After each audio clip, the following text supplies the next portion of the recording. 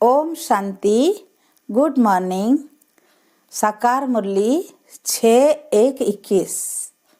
मीठे बच्चे, तुम जो भी कर्म करते हो उसका फल अवश्य मिलता है। निष्काम सेवा तो केवल एक बाप ही करते हैं। प्रश्न: यह क्लास बड़ा वंडरफुल है, कैसे? यहाँ मुख्य मेहनत कौन सी करनी होती है? उत्तर: यही एक क्लास है जिसमें छोटे बच्चे भी बैठे हैं तो बूढ़े भी बैठे हैं। यह क्लास ऐसा वंडरफुल है जो इसमें अहल्याएं कुब्जाएं साधु भी आकर एक दिन यहाँ बैठेंगे। यहाँ है ही मुख्य याद की मेहनत। याद से ही आत्मा और शरीर की नेचर की ओर होती है, परंतु याद के लिए भी ज्ञान चाहिए। ज्ञान बिना बाबा को याद करना मुश्किल है। आज का गीत: रात की राही थक मत जाना, सुबह की मंजिल दूर नहीं। ओम शांति। मीठे मीठे रूहानी बच्चों ने गीत सुना। रूहानी बाप बच्चों को इसका अर्थ भी समझाते हैं। वंडर तो यह है, गीता अथवा शास्त्र आदि बनाने वाले इनका अर्थ नहीं जानते, हर एक बात का अनर्थ ही निकालते हैं। रूहानी बाप जो ज्ञान का सागर पतित पावन है, वह बैठ इनका अर्थ बताते हैं। राजयोग भी बाप ही सिखलाते हैं। तुम बच्चे जानते हो, अभी फिर से राजाओं का राजा बन रहे हैं, और स्कूलों में ऐसे कोई थोड़े ही कहेंगे कि हम फिर से बैरिस्टर बनते हैं। फिर से यह अक्षर किसको कहने नहीं आएगा। तुम कहते हो हम 5000 बरस पहले मिसल फिर से बेहद के बाप से पढ़ते हैं।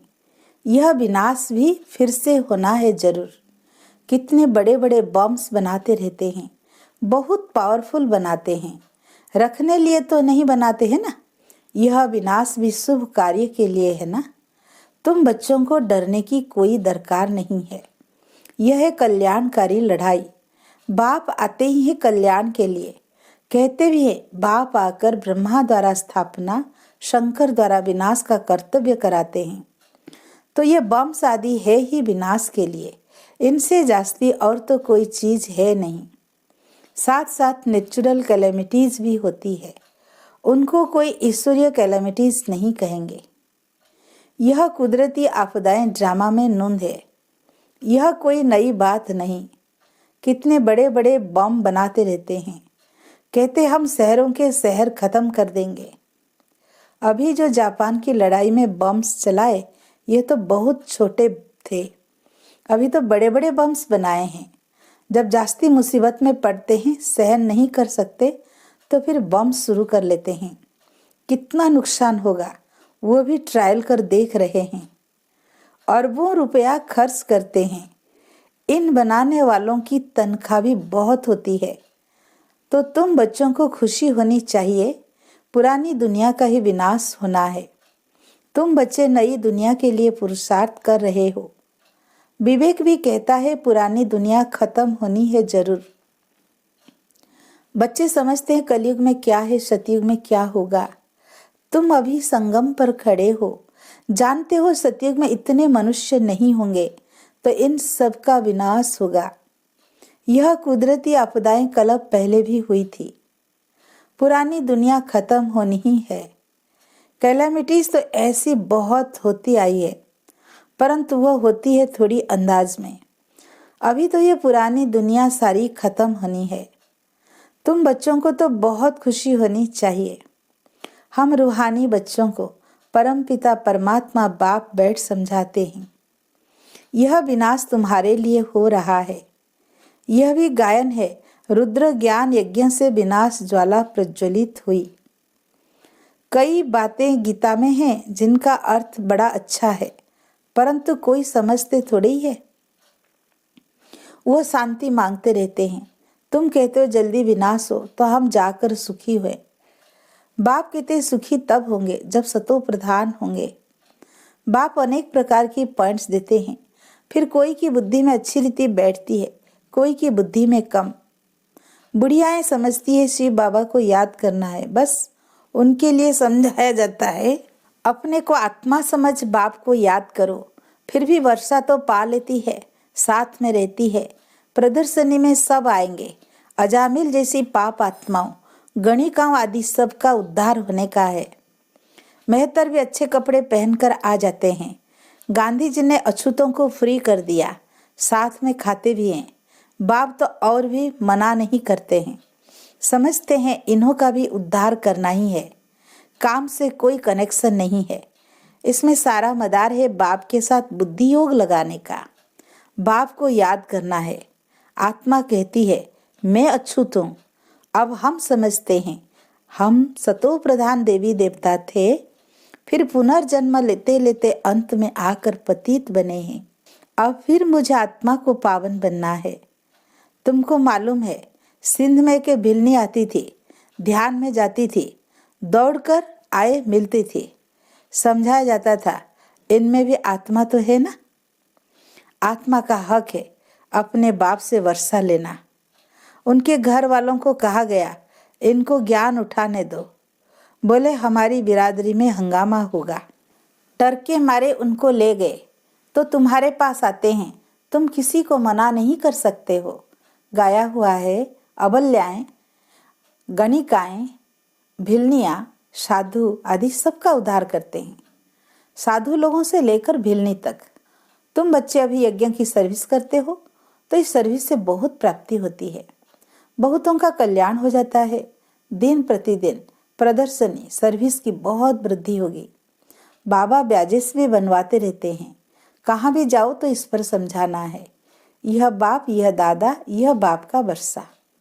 अब बाबा कहते हैं मुझे याद करो तो तुम पावन बन जाएंगे। गीता में भी है मामे कम याद करो, सिर्फ उनमें मेरा नाम उड़ाए बच्चे का नाम दे दिया है। भारतवासियों को भी यह पता नहीं है कि राधे कृष्ण का आपस में क्या संबंध है। उनके शादी आदि की हिस्ट्री कुछ भी नहीं बताते हैं। दोनों अलग अलग राजधानी के हैं।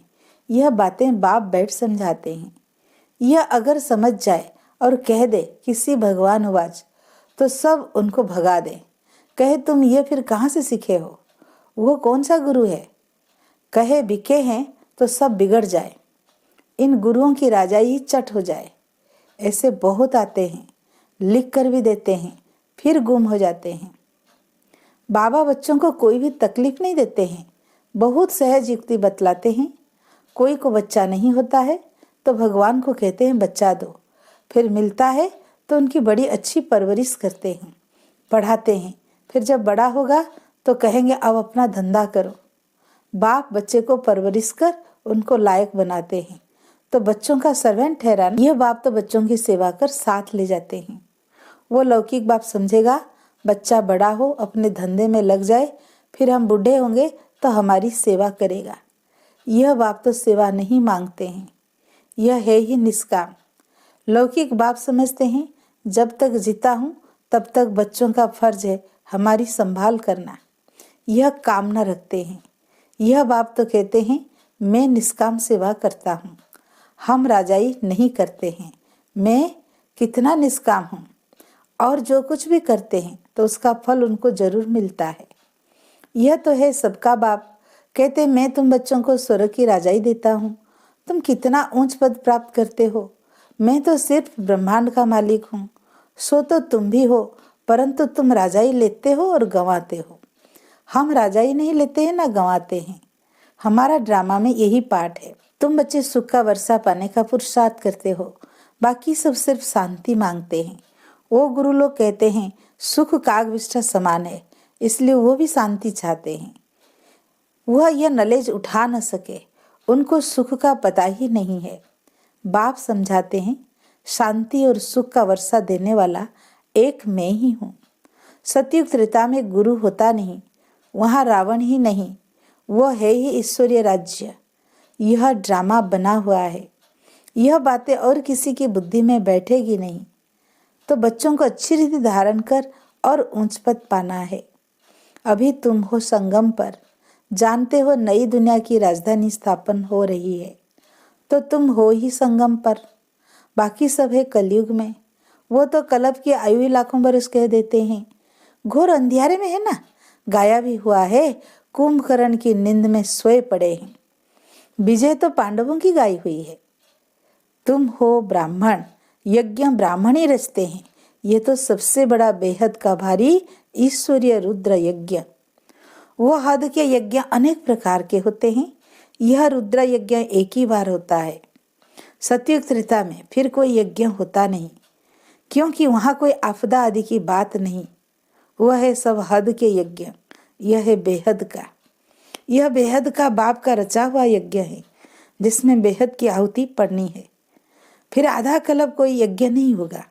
वहां रावण राज्य ही नहीं, रावण राज्य शुरू होने से फिर ये सब शुरू होते हैं। बेहद का यज्ञ एक ही बार होता है। इनमें ये सारी पुरानी सृष्टि स्वाहा हो जाती है। यह है बेहद का रुद्र ज्ञान यज्ञ। इसमें मुख्य है ज्ञान और योग की बात। योग अर्थात याद। याद अक्षर बहुत मीठा है, योग अक्षर कमन हो गया है।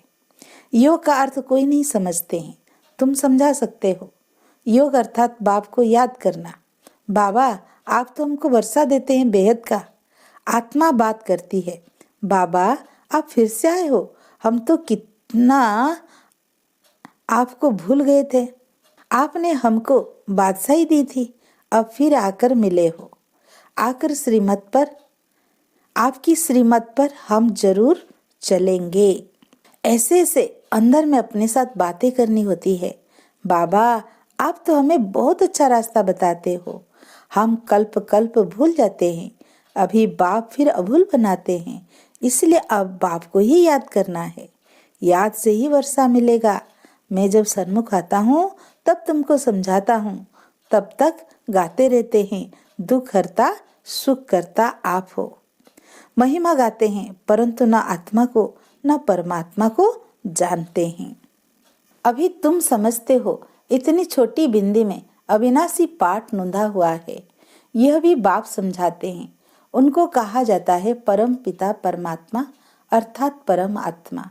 बाकी कोई बड़ा हजारों सूर्यों मिसल में नहीं हूँ। हम तो टीचर मिसल पढ़ाते रहते हैं। कितने ढेर बच्चे हैं, यह क्लास तो देखो कितना वंडरफुल है। कौन कौन इसमें पढ़ते हैं। अबलाएं कुब्जाएं साधु भी एक दिन आकर यहाँ बैठेंगे। बुढ़ियाएं छोटे बच्चे आदि सब बैठे हैं। ऐसा स्कूल कभी देखा? यहाँ है याद की मेहनत। यह याद ही टाइम लेती है। याद का पुरुषार्थ करना यह भी ज्ञान है ना। याद के लिए भी ज्ञान, चक्र समझाने के लिए भी ज्ञान। नेचुरल, सच्चा सच्चा, नेचर की ओर इसको कहा जाता है। तुम्हारी आत्मा बिल्कुल प्योर हो जाती है। वह होती है शरीर की ओर, यह है आत्मा की ओर। आत्मा में ही खाद पड़ती है। सच्चे सोने का सच्चा जेवर होता है। अभी यहाँ बच्चे जानते हैं शिव बाबा हमारे सन्मुख आया हुआ है। बच्चों को बाप को जरूर याद करना है। हमको अब वापिस जाना है, इस पार से उस पार जाना है। बाप को, वर्षे को और घर को भी याद करो। वो है स्वीट साइलेंस होम। दुख होता है अशांति से, सुख होता है शांति से। सतयुग में सुख शांति संपत्ति सब कुछ है। वहाँ लड़ाई झगड़े की बात ही नहीं। बच्चों को यही फुरना होना चाहिए। हमको सतो प्रधान सच्चा सोना बनना है, तभी उच्च पद पाएंगे। यह रूहानी भोजन मिलता है, उसको फिर उगारना चाहिए। आज कौन सी मुख्य पॉइंट सुनी, यह भी समझाया। यात्राएं दो होती है, रूहानी और जिस्मानी। यह रूहानी यात्रा ही काम आएगी। भगवान वाच मनमना भव। अच्छा, मीठे मीठे सिकील दे बच्चों प्रति मात पिता बाप दादा का याद प्यार और गुड मॉर्निंग। रूहानी बाप की रूहानी बच्चों को नमस्ते। हम रूहानी बच्चों की रूहानी बाप दादा को याद प्यार गुड मॉर्निंग नमस्ते नमस्ते।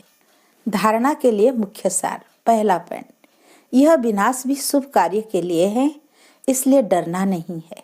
कल्याणकारी बाप सदा कल्याणकारी कार्य कराते हैं, इस स्मृति से सदा खुशी में रहना है। दूसरा पॉइंट, सदा एक ही फुरना रखना है कि सतो प्रधान सच्चा सोना बन ऊंच पद पाना है। जो रूहानी भोजन मिलता है उससे उगारना है। आज का वरदान, सत्संग द्वारा रूहानी रंग लगाने वाले सदा हर्षित और डबल लाइट बाप। जो बच्चे बाप को दिल का सच्चा साथी बना लेते हैं उन्हें संग का रूहानी रंग सदा लगा रहता है। बुद्धि द्वारा सत बाप, सत शिक्षक और सतगुरु का संग करना, यही सत्संग है। जो इस सत्संग में रहते हैं वो सदा हर्षित और डबल लाइट रहते हैं। उन्हें किसी भी प्रकार का बोझ अनुभव नहीं होता। वह ऐसा अनुभव करते जिससे भरपूर है, खुशियों की खान मेरे साथ है। जो भी बाप का है वो सब अपना हो गया। आज का स्लोगन, अपने मीठे बोल और उमंग उत्साह के सहयोग से दिल शिकस्त को शक्तिवान बनाओ। अपने मीठे बोल और उमंग उत्साह के सहयोग से दिल शिकस्त को शक्तिवान बनाओ। अच्छा, ओम शांति।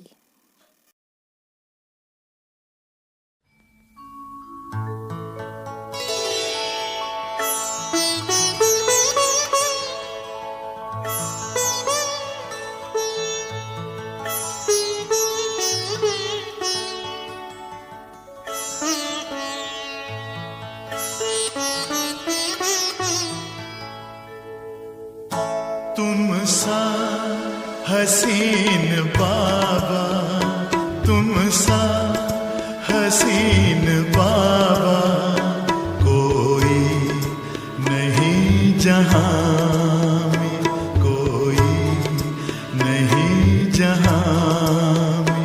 तुमने हसी बनाया, तुमने हसी बनाया हमको भी इस जहां में, हमको भी इस जहां में। तुम सा हसीन बाबा, कोई नहीं जहां में, कोई नहीं जहां में।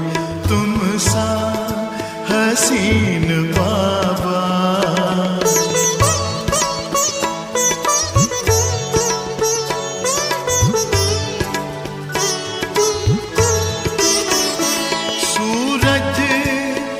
चांद किससे, सूरज या चांद किससे तुलना करूं तुम्हारी, तुलना करूं तुम्हारी। रचता है तू सभी का, रचता है तू सभी का। रचना है सब तुम्हारी, रचना है सब तुम्हारी। तू है जहां से न्यारा, तू है जहां से न्यारा। उपमा नहीं जहां में, उपमा नहीं जहां में। तुम सा हसीन बाबा।